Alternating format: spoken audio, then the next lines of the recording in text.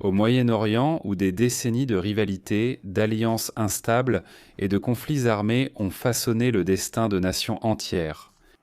Et l'année 2026 a marqué un tournant qui a coûté cher à tout le monde. Les tensions qui s'accumulaient depuis longtemps ont explosé en une guerre directe, avec des conséquences qui ont dépassé les frontières régionales et affecté les marchés mondiaux de l'énergie.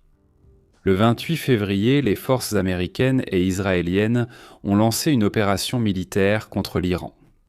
Le coup initial a inclus l'élimination du guide suprême, l'ayatollah Ali Khamenei, ainsi que de plusieurs commandants militaires et hauts responsables.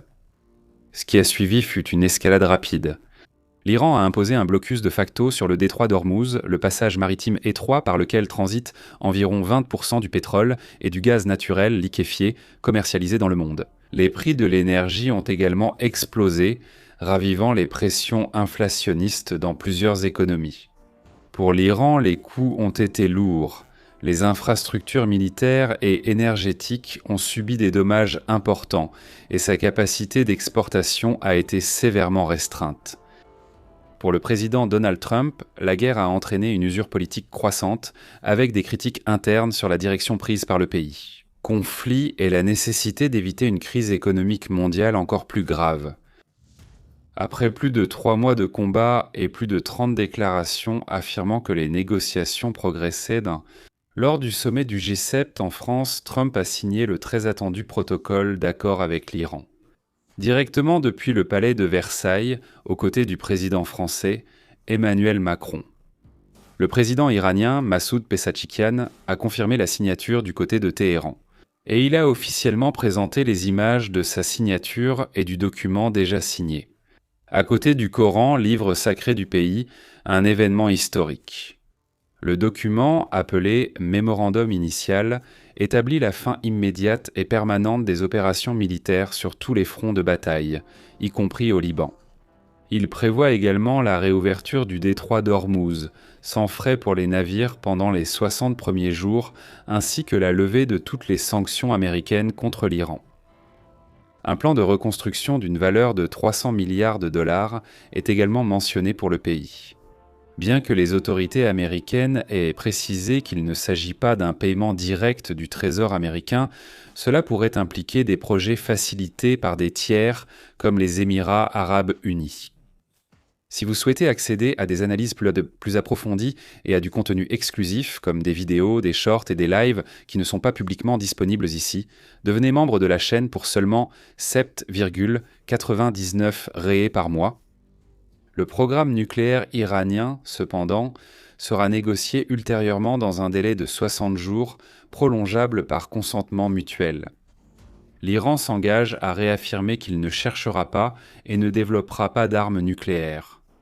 Son uranium enrichi sera dilué sur son propre territoire sous la supervision de l'Agence internationale de l'énergie atomique. Donald Trump a affirmé que, s'il n'y avait pas d'accord final, les États-Unis bombarderaient l'Iran avec une force totale. Après que Donald Trump et Massoud Pezeshkian ont signé le mémorandum d'entente pour la fin de la guerre en Iran, le responsable de la médiation a également signé. Shehbaz Sharif, Premier ministre pakistanais, reste la figure clé déterminée à mettre fin à la guerre. L'Iranien, le porte-parole du Parlement, Mohammad Baghir Ghalibaf, a exprimé sa méfiance. Il a déclaré que, si l'ennemi ne comprend pas le langage de la logique, nous reviendrons au langage de la force. Le détroit de Ormuz, selon lui, ne reviendra pas exactement aux conditions d'avant la guerre, ouvrant la possibilité de futures revendications. La signature a suscité des réactions immédiates. Les États-Unis exigeants, par exemple, des sénateurs républicains comme Ted Cruz, ont critiqué le fonds de reconstruction et ont mis en garde contre toute concession au régime théocratique.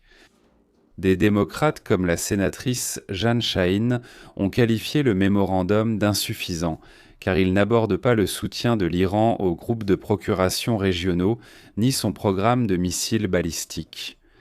Trump, quant à lui, a souligné que l'accord éviterait une catastrophe économique mondiale et que les marchés financiers ont réagi positivement chaque fois que la paix a été mentionnée. Au milieu de ce contexte, la réaction la plus ferme est venue d'Israël. Le pays était entré en guerre aux côtés des États-Unis précisément pour éliminer la menace nucléaire iranienne et affaiblir son réseau d'alliés armés, en particulier le Hamas au Liban. Le mémorandum prévoyait également un cessez-le-feu immédiat sur ce front de bataille, ce qu'Israël rejette clairement. Le Premier ministre Benjamin Netanyahou a déclaré que l'accord était une décision américaine, pas israélienne, et qu'Israël niait ses paliers, c'est-à-dire qu'il lançait un avertissement à sa base politique. Netanyahou a affirmé qu'avec ou sans accord, l'Iran n'aura pas d'armes nucléaires tant qu'il sera Premier ministre. Le ministre de la Défense, Israël Katz, a réaffirmé que les forces israéliennes resteront dans les zones de sécurité au Liban, en Syrie et à Gaza pour une durée indéterminée. Quant au ministre de la Sécurité nationale, Itamar Ben-Gvir, il a été plus direct. L'accord de Trump ne nous engage pas.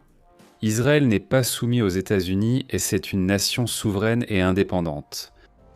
D'autres dirigeants israéliens, comme Bezalel Smotrich, ont qualifié cet accord de mauvais pour Israël et pour le monde libre. Pour Israël, le problème central réside dans la perception que l'accord affaiblit les gains obtenus pendant la guerre. La campagne militaire avait pour objectif principal d'empêcher l'Iran d'accéder à la bombe nucléaire et de démanteler sa capacité à projeter sa puissance par l'intermédiaire de groupes comme le Hezbollah, le Hamas et d'autres groupes.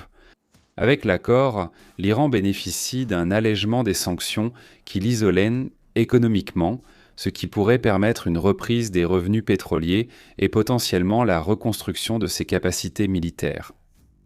Le programme nucléaire n'est pas éliminé de façon définitive. Seul l'engagement de ne pas produire d'armes est affirmé. Avec dilution de l'uranium sur place, sans retrait complet du matériau hors du pays, comme certains l'exigeaient initialement. Trump a également jugé acceptable que l'Iran conserve ses missiles balistiques, tant que d'autres pays en possèdent aussi. De plus, l'accord fait pression pour mettre fin aux opérations israéliennes au Liban, où Israël maintient une présence pour contenir le Hezbollah, comme nous l'avons déjà évoqué ici.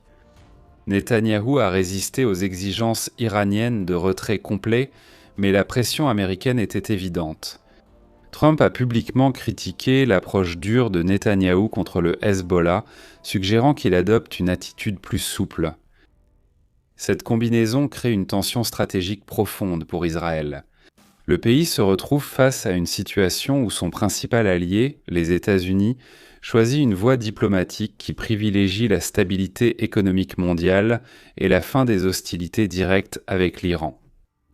En même temps, Israël continue de faire face aux menaces des groupes mandataires iraniens et craint que le régime de Téhéran ne profite de tout répit pour se réarmer et reprendre son soutien aux groupes hostiles. L'indépendance opérationnelle d'Israël reste préservée dans les déclarations officielles, mais le coût politique et militaire d'agir seul ne cesse d'augmenter. Des critiques internes en Israël soulignent que la guerre, commencée avec des objectifs ambitieux, pourrait désormais se terminer sans démanteler complètement les capacités qui ont motivé l'offensive. Mais il y a une question. Trump a averti que si les négociations des 60 prochains jours échouent, la réponse militaire américaine sera dévastatrice. Cet accord représente la première étape concrète pour mettre fin à la guerre directe entre les États-Unis et l'Iran, en allégeant la pression sur les routes maritimes vitales et en réduisant le risque immédiat d'une crise énergétique mondiale. Si vous avez suivi jusqu'ici et que vous souhaitez mieux comprendre les développements militaires et stratégiques de cette situation, laissez votre avis dans les commentaires ci-dessous. Abonnez-vous à la chaîne pour plus de commentaires comme celui-ci et activez les notifications pour ne pas manquer les mises à jour. Et si vous souhaitez accéder à des analyses plus approfondies et à des contenus exclusifs sur la chaîne comme des vidéos, des shorts et des lives qui ne sont pas diffusés publiquement, devenez membre de la chaîne pour seulement 7 raies et 99 centavos par mois